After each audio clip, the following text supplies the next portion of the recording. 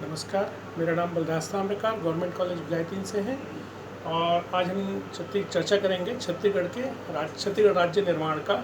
इतिहास पे हम चर्चा करेंगे। तो सबसे पहले ये जानते हैं कि छत्तीसगढ़ जो है इसका प्राचीन नाम दक्षिण कोसल रहा है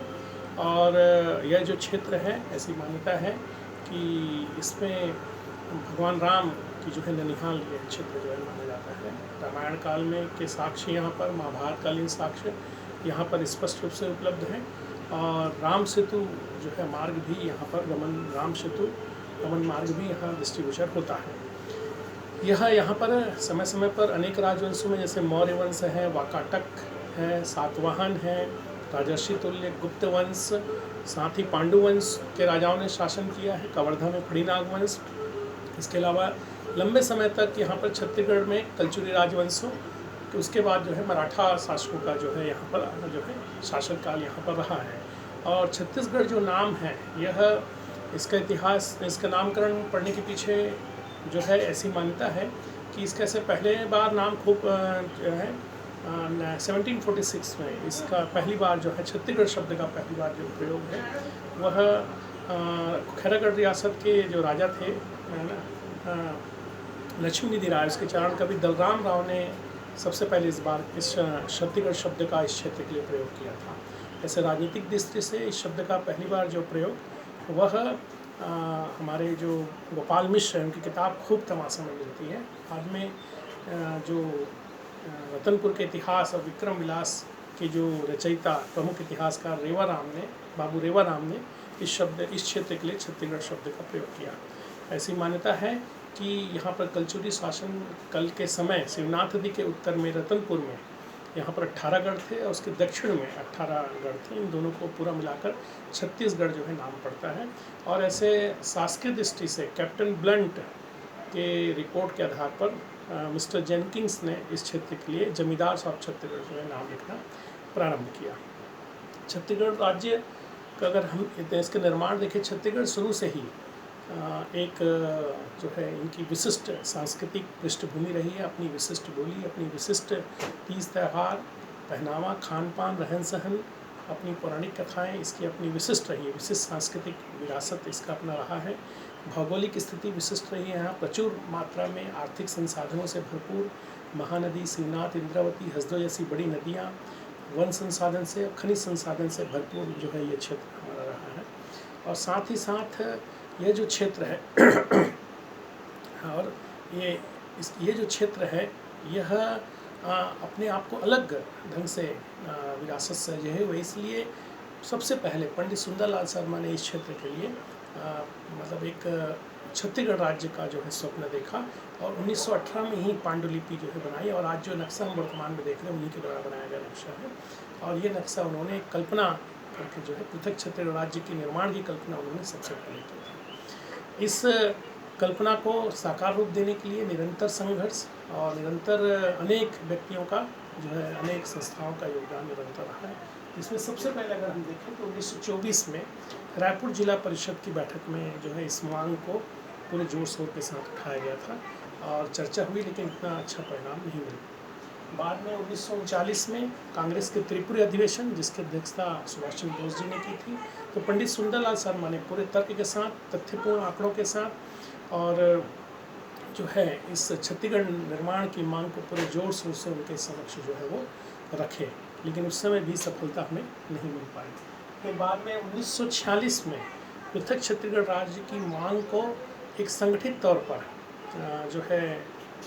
जनता तक पहुंचाने के लिए और उसको आगे बढ़ाने के लिए पहली बार ठाकुर प्यारेलाल सिंह की अध्यक्षता में छत्तीसगढ़ शोषण मंच की स्थापना हुई और इसके माध्यम से उन्होंने छत्तीसगढ़ राज्य की मांग को जन जन तक प्रचारित प्रसारित करने में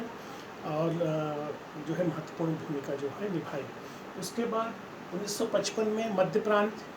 की जो विधानसभा है उसमें रायपुर के जो विधायक जो ठाकुर प्यारेलाल सिंह के जो सुपुत्र थे, ठाकुर प्यारेलाल सिंह के सुपुत्र ठाकुर रामकृष्ण सिंह ने इस मांग को पूरे उत्साह के साथ मध्य प्रांत की विधानसभा में रखा, है ना। उसके उपरांत और आगे प्रयासों में देखें तो 1956 में खूबचंद बघेल जी ने छत्तीसगढ़ महासभा का गठन किया और छत्तीसगढ़ महासभा के माध्यम से छत्तीसगढ़ के प्रांत के रहने वाले सभी जिलों के लोगों को संगठित कर इस आंदोलन के लिए लोगों को प्रोत्साहित करने की जो है काम किया। उसके बाद उन्होंने ही 1967 में छत्तीसगढ़ भातृ संघ की स्थापना की, जिसमें उन्होंने लोगों से आग्रह किया और सभी पार्टियों के नेताओं से आग्रह किया कि बिना किसी दलीय विचारधारा से ऊपर उठकर वह इस नवगठित छत्तीसगढ़ राज्य के निर्माण में योगदान दें और उनके विकास में योगदान, क्योंकि उनका मानना था कि जब हम नया राज्य बनेगा तभी जो है हम अपने प्राकृतिक संसाधन और वन संपदा और खनिज संसाधन इतना सक्षम है, हम समर्थ हैं कि हम विकास कर सकते हैं। क्योंकि इसके एक बड़ा कारण ये भी रहा है इस मांग के पीछे, क्योंकि एमपी मध्य प्रदेश में रहते हुए निरंतर धन धान्य से भरपूर होने, धान्य कटोरा होने, खनिज संसाधन से भरपूर होने के बाद निरंतर शोषण और उपेक्षा का शिकार हुआ है। इसलिए इस मांग को काफ़ी समर्थन जो है इनका प्राप्त हुआ। आगे उसके बाद 1983 में श्री पवन दीवान जो है वो पृथक छत्तीसगढ़ निर्माण पार्टी की स्थापना की उन्होंने, और इसके माध्यम से अनेक जगहों पर धरना प्रदर्शन, शांतिपूर्ण धरना प्रदर्शन, आंदोलन और रैलियां, जुलूस, सभाएं उन्होंने कर इस मांग को जन जन तक लाया और साथ ही राष्ट्रीय स्तर पर भी लोगों का ध्यान आकर्षित करने में सफल हुए। उसके बाद 1993 में श्री चंदूलाल चंद्राकर जी ने सर्वश्री छत्तीसगढ़ निर्माण मंच का गठन किया, जिसमें लगभग सभी पार्टी के जो थे प्रमुख जो नेतागण थे वो अपने दलीय विचारधारा से ऊपर उठकर इसमें जुड़े, जिसमें केवल भूषण, पुरुषोत्तमलाल कौशिक ऐसे जो बड़े नेता थे और समाजवादी विचारक भी रहे हैं लोगों ने इससे जो है, और इस आंदोलन को जनप्रिय बनाया और लोगों का जन समर्थन भी काफ़ी हद तक इस आंदोलन को बहुत ज़्यादा प्राप्त हुआ। उसका 1999 में छत्तीसगढ़ संघर्ष परिषद का गठन श्री विद्याचरण शुक्ल जी ने किया था। उन्होंने इस आंदोलन, ये उनका एक पहला आंदोलन था जो छत्तीसगढ़ की मांग को छत्तीसगढ़ से बाहर भारत स्तर पर संसदीय मतलब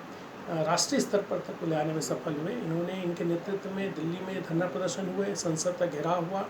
संसद में इन मांगों को पूर्ण जोर शोर से जो है रखने में वो सफल हुए। फिर इनकी चीज़ों को देखते हुए हमारे यहाँ छत्तीसगढ़ में